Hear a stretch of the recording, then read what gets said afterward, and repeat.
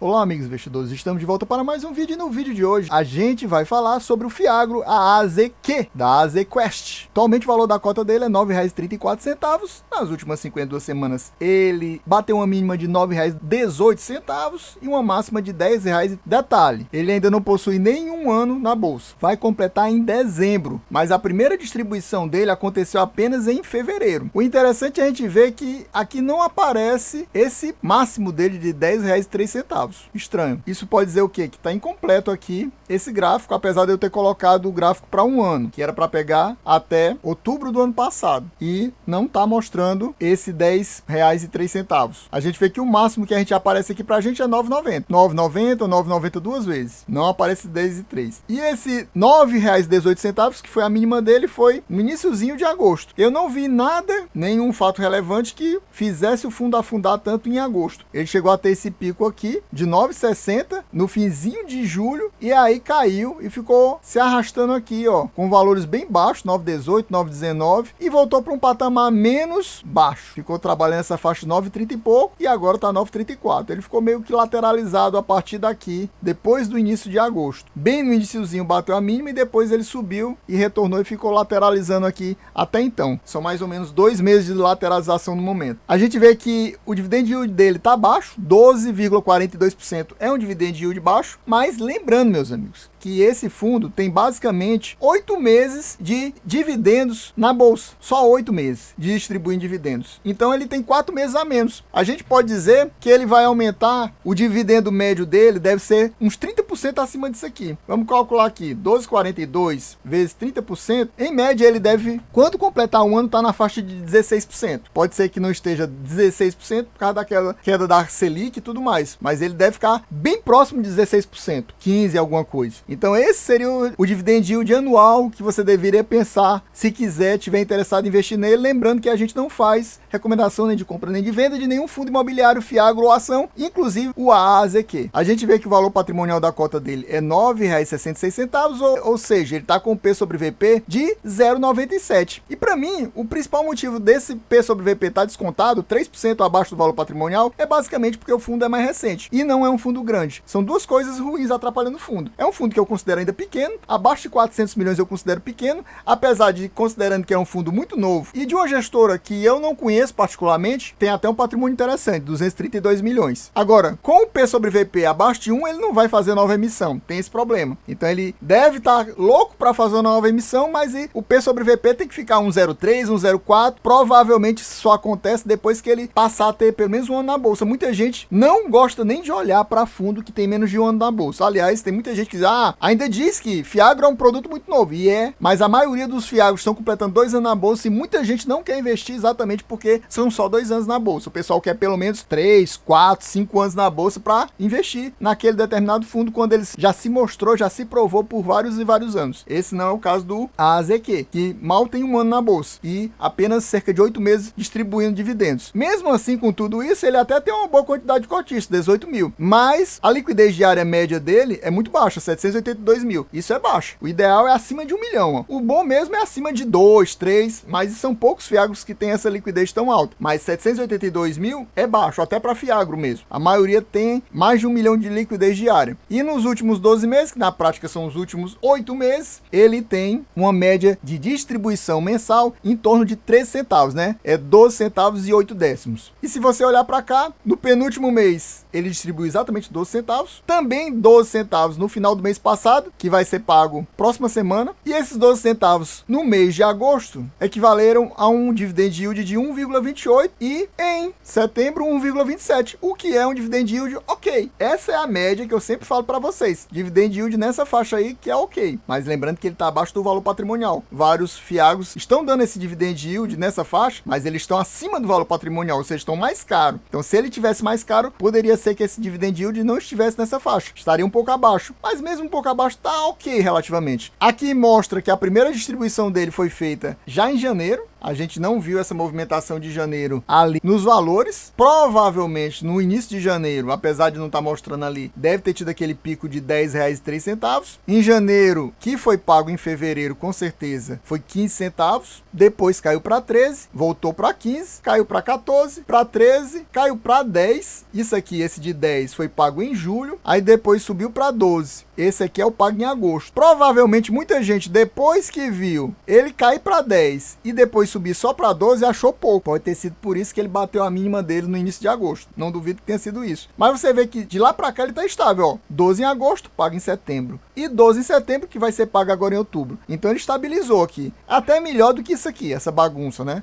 Dando 15, depois dando 13, subindo para 15. Isso aqui é muito ruim. Eu prefiro isso aqui. E a gente vai ver que realmente ele estabilizou isso. Ele tá fazendo reserva quando passa de 12. Aí quando cai abaixo de 12, aí ele coloca o dinheiro que tá na reserva. É basicamente isso que ele tá fazendo, para equilibrar e manter estável esses valores distribuídos todo mês. Agora a gente vem aqui para o relatório do mês de agosto, que se refere aos pagamentos feitos em setembro. O relatório do mês de setembro, que se refere aos pagamentos que ainda vão ser feitos em outubro, deve demorar ainda umas 2 semanas ou 3 para sair. E lembrando, meus amigos, se você não está inscrito, meu amigo, não perca seu tempo, se inscreva já. Aqui tem muita informação para você. Deixe seu like, ative o sininho e, se puder me ajudar mais ainda e quiser ter um vídeo, você dizendo assim, eu quero que tenha esse vídeo aqui, fica a dica aí, assista até o fim a dica. Amigo, você quer me ajudar a acelerar o pagamento do YouTube para eu conseguir pagar aqueles conteúdos pagos que eu sempre falo para você? Então você vem aqui abaixo do vídeo, clica no valeu, vai abrir essa janelinha, você doa a partir de R$2 e aí no próximo vídeo eu te agradeço pela doação. E se você doar a partir de R$20, você coloca aqui no comentário o ticket que você deseja e eu vou analisar para você no próximo vídeo, seja ele de fundo imobiliário, Fiagro ou ação. Muito obrigado, valeu! Aqui no relatório a gente vê várias informações que a gente já viu e outras que a gente não viu, que eu vou relembrar porque a gente já viu em vídeos anteriores. Eu vou colocar aqui em cima um cardzinho para você ver o último vídeo que eu fiz aqui do AZQ, que é sempre bom você comparar o vídeo mais atualizado com os vídeos passados para ver a evolução do fundo. A gente vê que ele teve início na bolsa no dia 2 de dezembro do ano passado, como eu falei, ele ainda vai completar 2 anos na bolsa, praticamente daqui a 2 meses, mas ele só começou a distribuir pelo que a gente viu, anunciou no fim de janeiro e pagou apenas a primeira no começo de fevereiro. Aqui a gente vê valor de cota no mercado, mas isso no final de agosto. O valor patrimonial, a gente vê o P sobre VP, aqui é P sobre VP, pessoal, basicamente com outra nomenclatura, é VM sobre VP. Tá 0,97, igual que tá no momento agora, mesmo que esse relatório seja de um mês atrás. Aqui a gente vê o valor patrimonial do fundo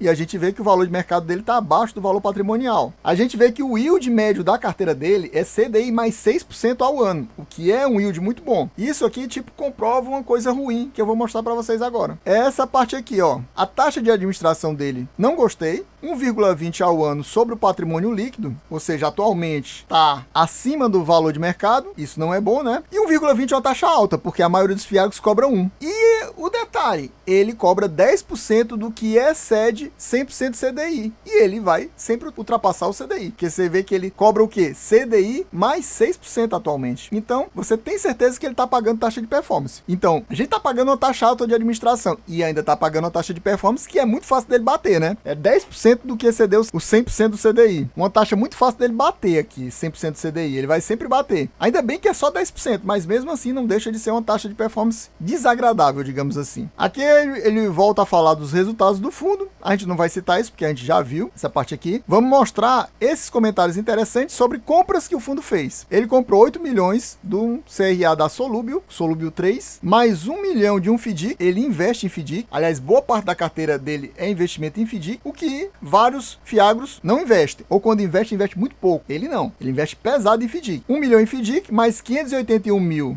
nesse CRA aqui da Impact, mais quase 500 mil no CRA da AgroCepac. E eles venderam o quê? 330 mil no FDIC da Estrutura. Aqui temos a DRE do fundo. Vamos focar aqui no mês de agosto, apesar de ter todos os meses desde janeiro. A gente vê que a receita do fundo foi de 3 milhões 143 mil, sendo 2 milhões 720 mil vindos de juros das CRAs, 314 mil vindo de juros dos FDICs, 3.400 basicamente apenas de ganho ou perda de capital. No caso aqui é ganho de capital, né? Porque se fosse perda, estaria entre parênteses. Como aconteceu aqui, ele perdeu 179 mil, teve prejuízo de capital. E mais 104 mil de rentabilidade de caixa, ou seja, ele também tem um bom dinheiro investido de caixa, para render 104 mil assim. Então totalizou esses 3 milhões. E ele teve 237 mil de taxas, custos, despesas. Ele está chamando só de custos aqui, normalmente chamam de despesas. Dessas despesas, 211.217 foi de taxa de administração barra performance. É ruim isso, eu gostaria que tivesse separado para ficar mais claro o que é taxa de administração e taxa de performance, e eles juntam num pacote só. Fora essas despesas aqui, teve mais esses 26 mil que ele não diz o que é, diz outros custos, totalizando um resultado, ou seja, um lucro de 2.906.000. Você vê que no mês passado, por exemplo, de julho, que foi pago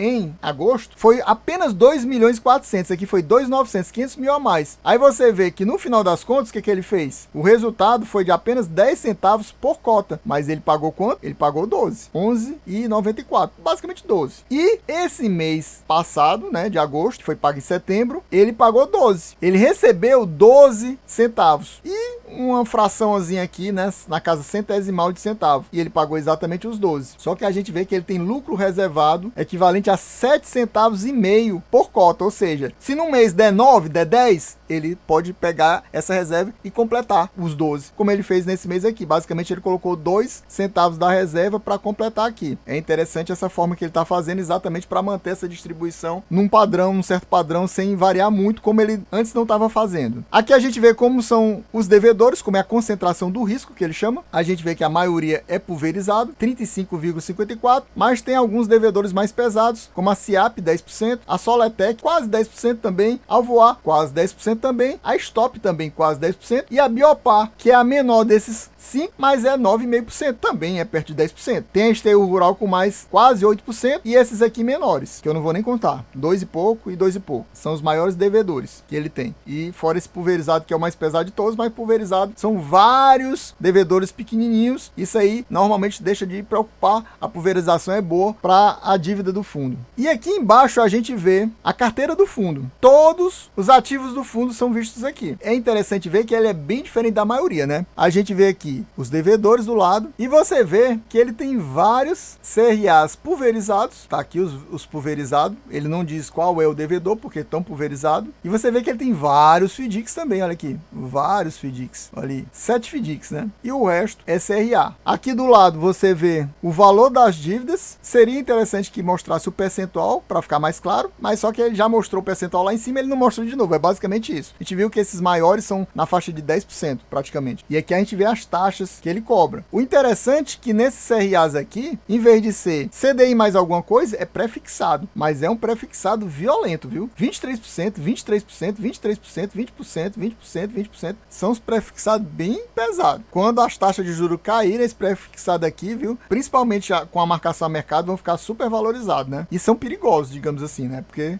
já imaginou uma taxa de juro baixa e um pré-fixado de 23%, meu amigo, é muito pesado. Você vê que ele tem alguns CDIs também bem high yield. CDI, ó, mais 7,5% praticamente. Aqui também, praticamente isso. Aqui é 7,5% mesmo. Aqui é 8%. Você vê uns bem... Esse aqui, CDI mais 10%. A gente tem que ter atenção nesses CDIs porque eles são muito pesados, né? A gente vê aqui o total investido no final das contas. Pelo tipo de ativo, a maioria mesmo é CRA, cerca de 76%. Mas olha como ele investe pesado em FDIC, 22%. E ele tem 4% ainda aqui na carteira em caixa. 4% da carteira em caixa. E para quem gosta de ver a concentração por segmento, porque tem muita gente que, por exemplo, tem um Fiagro já na carteira que investe muito no setor do açúcar e etanol, aí ele não quer ter outro, aí ele não investiria num que tem muito açúcar e etanol, investiria mais no que tem soja. Então aqui, por exemplo, a gente fica sem saber em que está investido esses 35%, porque está em diverso, que deve ser exatamente daquela turma do pulverizado. Aí um investe